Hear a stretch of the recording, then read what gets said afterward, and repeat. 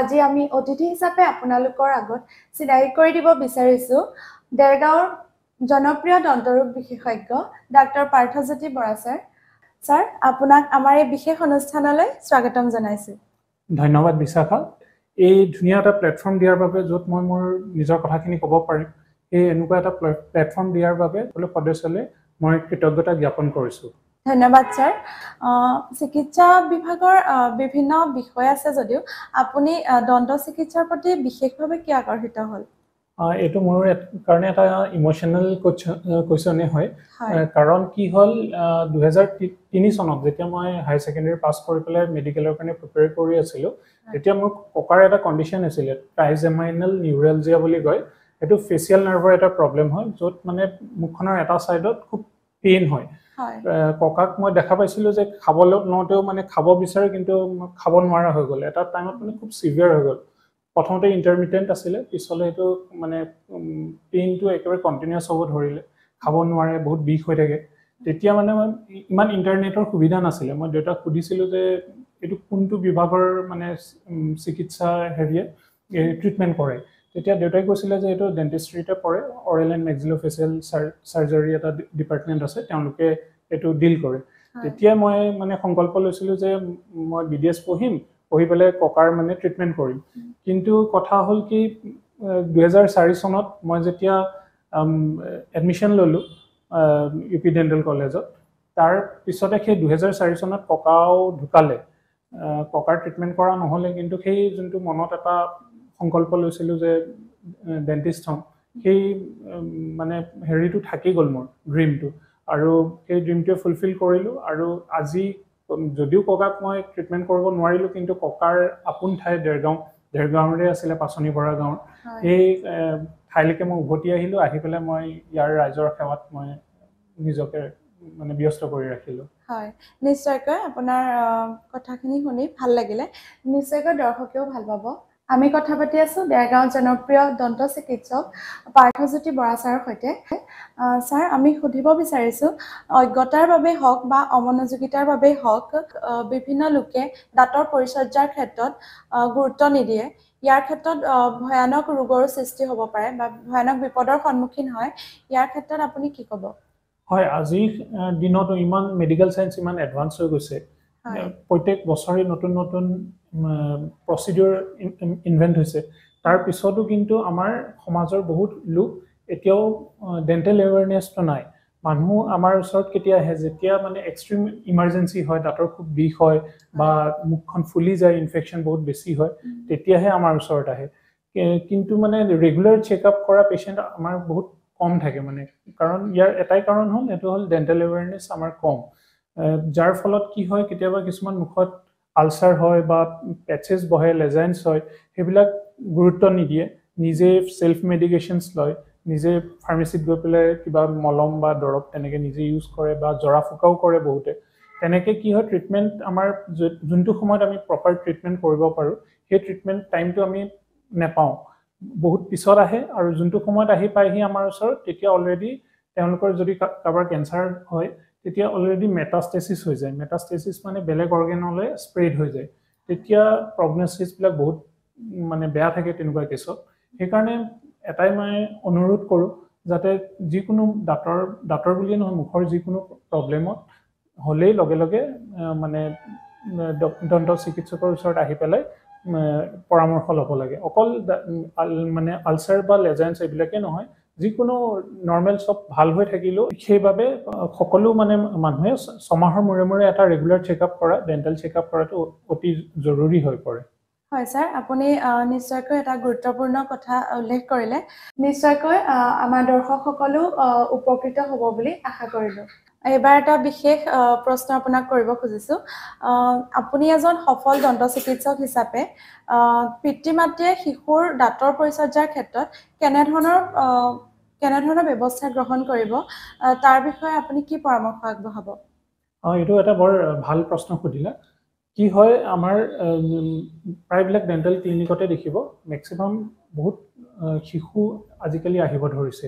তেওঁলোকৰ মেইন কাৰণটো হৈছে, প্ৰথম এটা হ'ল তেওঁলোকৰ দাঁতৰ প্ৰব্লেম হোৱাৰ প্ৰথম কাৰণটো হ'ল খাদ্য প্ৰণালী। তেওঁলোকৰ যোনটো ফুড হেবিটছ হয়, ফুড হেবিটছ আজিকালিৰ দিনত কি হয় আমি আগতে টিফিনলে ৰুটি নিছিলোঁ ভাজি নিছিলোঁ বা ফল মূল নিছিলোঁ কিন্তু আজিকালি কি হয় ল'ৰা ছোৱালীবিলাকৰ আকৰ্ষিত হৈ জাংক ফুডবিলাক লগতে ধৰক যোনবিলাকত বেছি চুগাৰী বস্তু চকলেটছ এতিয়া ক'বলৈ গ'লে এইটো অলপ কণ্ট্ৰভাৰ্চি হৈ যায় কিন্তু ভাৰতত যোনবিলাক চকলেট পায় সেইবিলাক চকলেটৰ মাত্ৰাটো বহুত কম থাকে কিন্তু তাত চুগাৰৰ মাত্ৰাটো বহুত বেছি থাকে সেইবিলাক সেৱন কৰাৰ কাৰণে কি হয় আমাৰ দাঁতবিলাক ডিকে হ'ব ধৰে 2 নম্বৰ কাৰণটো হ'ল আমাৰ এই যোনটো হেৰি অৰেল হাইজিন মেইনটেইন আমাৰ ল'ৰা ছোৱালীয়ে নকৰে মানে তেওঁলোকৰ পেৰেণ্টছেও মানে বহুতে নাজানে কেনেকৈ কৰিব লাগে সেইকাৰণে কি হয় যেতিয়া অৰেল হাইজিন মেইনটেইন নকৰে ভালকৈ ব্ৰাছ নকৰে ভালকৈ কুলকুলি নকৰে তেতিয়া সেই ডিকেবিলাক আৰু বেছি এগ্ৰেছিভলি হ'ব ধৰে শিশুসকলৰ কথা যেতিয়া তুমি যিহেতু সুধিছে তেতিয়াহ'লে এটা কথা ক'ব বিচাৰোঁ যে টডলাৰবিলাকৰ যোনবিলাক 2 বছৰীয়া 3 বছৰীয়া সৰু সৰু ল'ৰা ছোৱালী থাকে তাহাঁতৰ এটা খুব মানে প্ৰায় মই দেখা পাওঁ মোৰ প্ৰেক্টিছত যে তাহাঁতৰ এটা প্ৰব্লেম হয় সেইটো হ'ল ৰেম্পেণ্ট কেৰিজ বুলি কয় বা নাৰ্ছিং বটল কেৰিজ বুলি কয় যোনবিলাক বাচ্চাই ফিডিং কৰা বাচ্চাবিলাকৰ ওপৰৰ গোটেই পাৰি দাঁতবিলাক একেলগতে ক্ষয় যাব ধৰে দন্তক্ষয় হয় আৰু লগতে তলৰ পাৰি সন্মুখৰ দাঁতকেইটা ঠিকে থাকে কিন্তু গুৰি দাঁতবিলাক চব কেভিটি হ'ব ধৰে ইয়াৰ কাৰণটো হয় কি হয় তেওঁলোকে যেতিয়া ফিডিং লয় বা নাৰ্ছিং বটল দি আপোনাৰ ফিডিং লয় তেতিয়া সেই তলৰ জিভাখন সন্মুখৰ দাঁতকেইটা ঢাকি ৰাখে কিন্তু বাকী দাঁতবিলাকত আমাৰ গাখীৰ লাগি থকাৰ কাৰণে সেই গাখীৰৰ পৰাই লাহে লাহে দাঁতবিলাক ডিকে হ'ব ধৰে আৰু তেনেকেই তেওঁলোকৰ মানে এইটো এটা খুব এগ্ৰেছিভলি এটা কেভিটিজ হ'বলৈ ধৰে প্ৰায়বিলাক দাঁততে আৰু সেইবিলাক নহ'বলৈ আমি কি কৰিব লাগে এই যেতিয়া ফিডিং লোৱাৰ পিছতে মাতৃগৰাকীয়ে এখন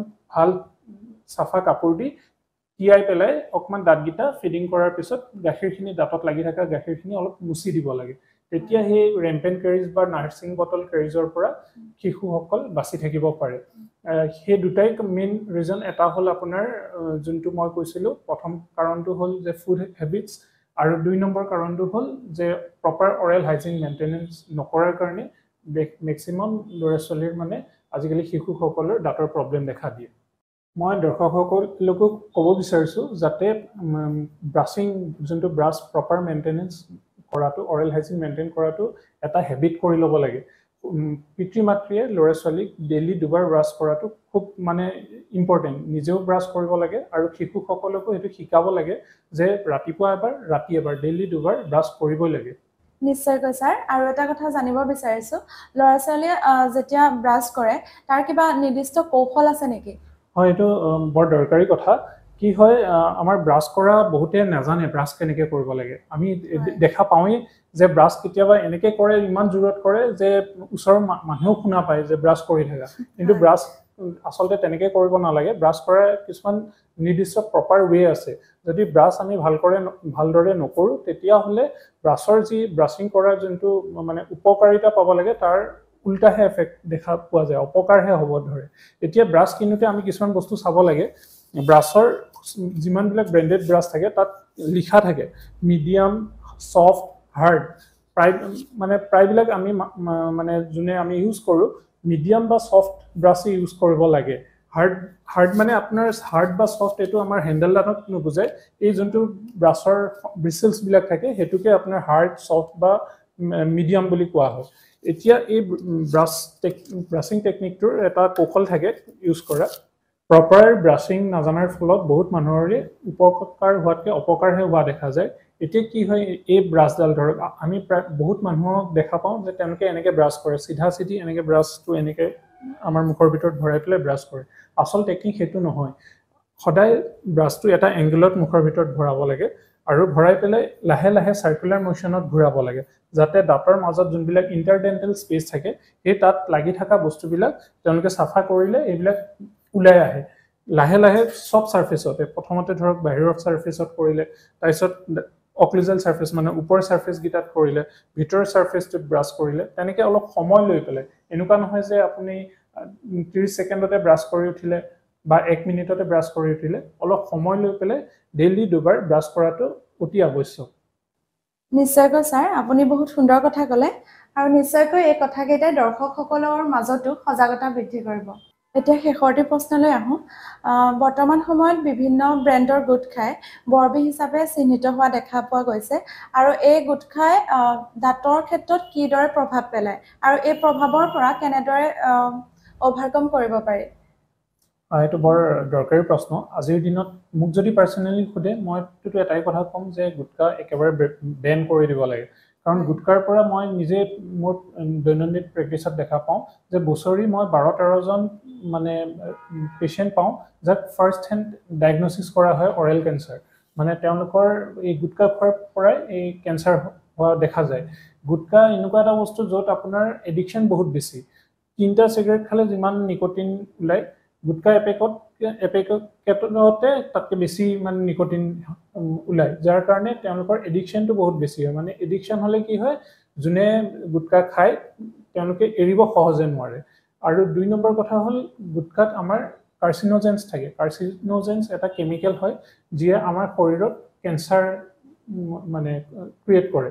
এতিয়া কি হয়, গুটখা খোৱাৰ কাৰণে অকল মুখতে কেঞ্চাৰ হয় বুলি নহয়, অৰেল কেঞ্চাৰৰ পৰা আৰম্ভ কৰি থ্ৰোট কেঞ্চাৰ, ইছ'ফেজেল কেঞ্চাৰ, য'ত ধৰক এই যোনটো আমাৰ খাদ্যনলীত আমাৰ কেঞ্চাৰ হয়, ষ্টমাক কেঞ্চাৰ, শৰীৰৰ বেলেগ বেলেগ জাগাত কেঞ্চাৰ হ'ব পাৰে আৰু কেঞ্চাৰেই নহয় হাৰ্টৰ প্ৰব্লেমো হ'ব পাৰে। আৰু দাঁতৰ মুখৰ ক্ষেত্ৰতে মই যদি কওঁ তেতিয়া গুটখা খোৱাৰ কাৰণে দাঁতবিলাক ক্ষয় যাব ধৰে, আলুৰ প্ৰব্লেম হ'ব ধৰে। কিছুমান প্ৰি কেঞ্চাৰাছ লেজেন্স যেনেকৈ লিউকোপ্লেকিয়া বুলি কয়, লিউকোপ্লেকিয়া এইবিলাক পেটচিছ কিছুমান বহে, সেইবিলাকৰ পৰা গৈ গৈ কেঞ্চাৰলৈ মানে কেঞ্চাৰ হৈ যায়গৈ পিছলৈ। আৰু সেইবাবে মই কওঁ যে গুটখাটো আজিকালি যোনবিলাক ল'ৰা ছোৱালী আজিকালি খুব গুটখা খাবলৈ ধৰিছে, এইটো একেবাৰে বেয়া বস্তু। ইয়াক এৰিব লাগে আৰু এৰি পেলাই তেওঁলোকে ভাল ইমান ভাল বস্তু আছে, ফল মূল আছে, সেইবিলাক খাব লাগে। কিন্তু গুটখা খাই পেলাইতো মানুহৰ কেতিয়াও উপকাৰ হ'ব নোৱাৰে। সেইটো এটা বৰ মাৰাত্মক বস্তু আৰু যিমান পাৰে চৰকাৰৰ কৰণীয় বহুত আছে এই ক্ষেত্ৰত। কাৰণ গুটখাটোৰ পৰা আমি বেলেগ একো নাপাওঁ, বহুত বেয়া বেমাৰহে হয়। গতিকে গুটখা বন্ধ কৰিব লাগে। নিশ্চয়কৈ ছাৰ, আপুনি এটা গুৰুত্বপূৰ্ণ কথা কৈছে আৰু দৰ্শকসকলেও এই কথাখিনি নিশ্চয়কৈ গুৰুত্বপূৰ্ণভাৱে লৈছে। ছাৰ, এইখিনিতে জানিব বিচাৰিছোঁ যে আপোনাক লগ পাব হ'লে কেনেদৰে পাব দৰ্শকসকলে? মই বৰ্তমান এতিয়া দেৰগাঁৱত যোনটো মোৰ চেম্বাৰ আছে এইটো হ'ল দেৰগাঁৱৰ ইজি মাৰ্টৰ ওচৰতে আৰু গ্ৰামীণ বিকাশ বেংকৰ তলত। আৰু মোৰ এপইণ্টমেণ্টৰ কাৰণে তুষ্টি মেডিকেল আছে, তুষ্টি মেডিকেলত তেওঁলোকে নাম লিখিব পাৰিব, সদায় মোক পাব। আৰু মঙলবাৰ শনিবাৰ খালি আগবেলা মই বিবেকানন্দ হস্পিটেল NRL-ত বহোঁ, বাকী সদায় নিতৌ মোক এই দেৰগাঁও চেম্বাৰত মোক লগ পাব। ধন্যবাদ ছাৰ, আপোনাৰ দৈনন্দিন ব্যস্ততাৰ মাজতো আমাক সময় দিয়াৰ বাবে। তোমালোকলৈও ধন্যবাদ থাকিলে। আৰু মানে এটা ৰাইজৰ আগত যে এইখিনি কথা ক'ব পৰা এটা প্লেটফৰ্ম দিলা, তাৰ বাবে মোৰ আন্তৰিক শুভেচ্ছা থাকিলে।